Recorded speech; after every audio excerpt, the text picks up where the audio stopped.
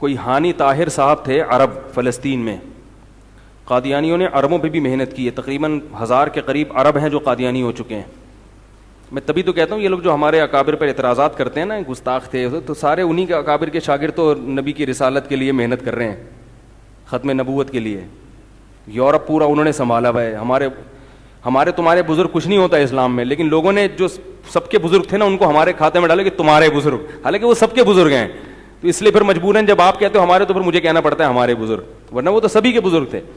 تو وہ کام کر رہے ہیں اتنا قادیانیت کے خلاف پوری دنیا میں, اور ان کو لوگ کیا کہتے ہیں, گستاخ رسول, یہ انہوں نے کلمہ غلط پڑھوایا, انہوں نے یہ غلط کروایا. تو تم بیٹھ کے صرف امت میں فتنہ پھیلانے کے کچھ بھی نہیں کر رہے. تو ایک بہت بڑے قادیانی تھا, وہ اسلام قبول کیا اس نے. ان کی پوری لمبی داستان لکھی ہوئی ہے کہ ان کے نانا فلسطین میں تھے جو قادیانیوں کی دعوت سے متاثر ہو کر قادیانی ہو گئے تھے, تو پھر اپنے آپ کو قادیانیت کے لیے وقف کیا. تو انہوں نے بتایا ہے, یہ بہت لمبی تحریر ہے, میں اس کا خلاصہ بیان کر رہا ہوں.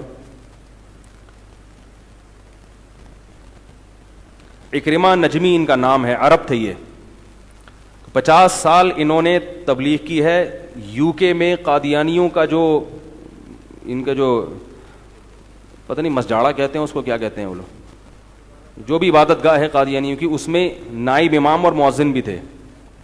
تو انہوں نے قادیانیوں کا پول کھولا ہے کہ جب بھی ہمیں کوئی علماء کی طرف سے اعتراض کیا جاتا تھا تو ہمیں اس کا کبھی بھی تشفی بخش جواب نہیں ملا. اس نے بتایا کہ مرزا غلام احمد کی کوئی پیش گوئی بھی صحیح ثابت نہیں ہوئی آج تک.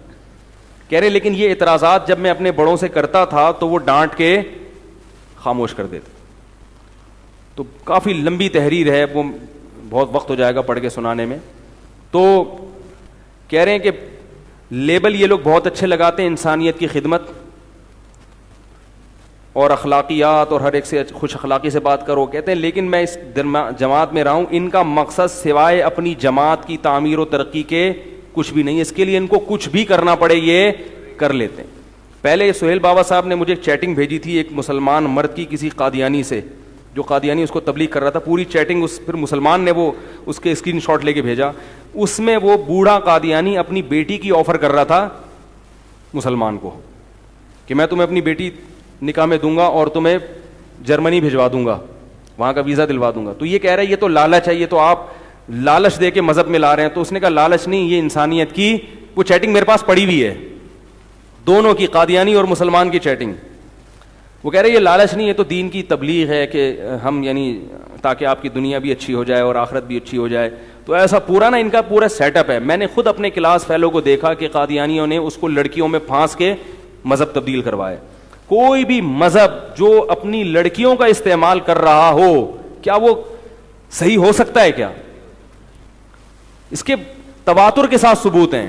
یقین نہ آئے نا, کوئی فیک بن کے چلا جائے ان کے پاس, یعنی کوئی فیک آئی ڈی سے کام کرنا شروع کر دے, تو دیکھو یہ کیسے لڑکیوں سے اس کو لڑکیوں کی آفریں شروع کر دیتے ہیں. ہمارا تو ایک دوست قادیانی ہوتے ہوتے رہ گیا, اس کو چرسی تھا, کوئی رشتہ نہیں دیتا تھا, تو ایک بڑی خوبصورت لڑکی قادیانیوں نے پیش کی, لیکن اللہ کی قدرت ایسے ہوئی وہ میرے پاس آیا. میں اس کو بہت سمجھاتا تھا, دلائل دیتا تھا, وہ مانتا نہیں تھا کیونکہ ظاہر ہے لالچ. پھر اس کو لندن کا ویزا بھی مل رہا تھا.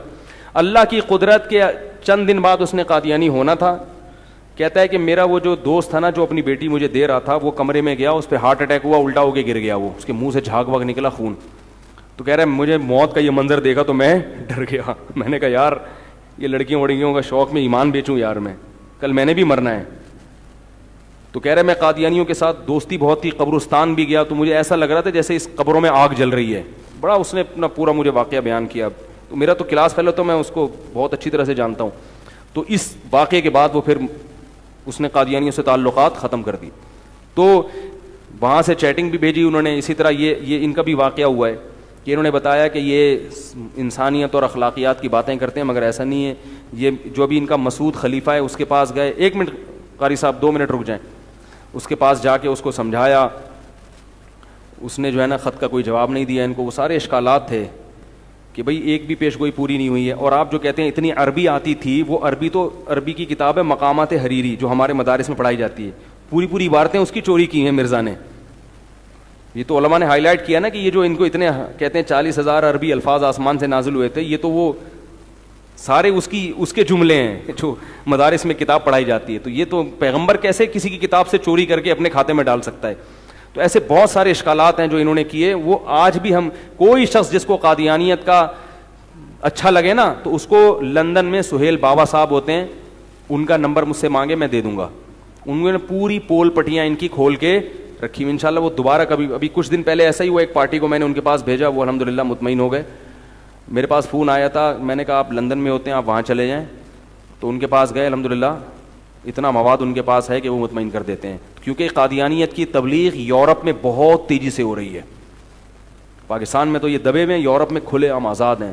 تو اس لیے بھائی کوئی بھی قادیانی اس کو برگلا رہے ہوں تو ان سے رابطہ کریں, ٹھیک ہے. تو یہ انشاءاللہ آپ کو ان کے حقائق بتائیں گے کہ یہ اندر سے کیا ہیں اور اوپر سے کیا ہیں.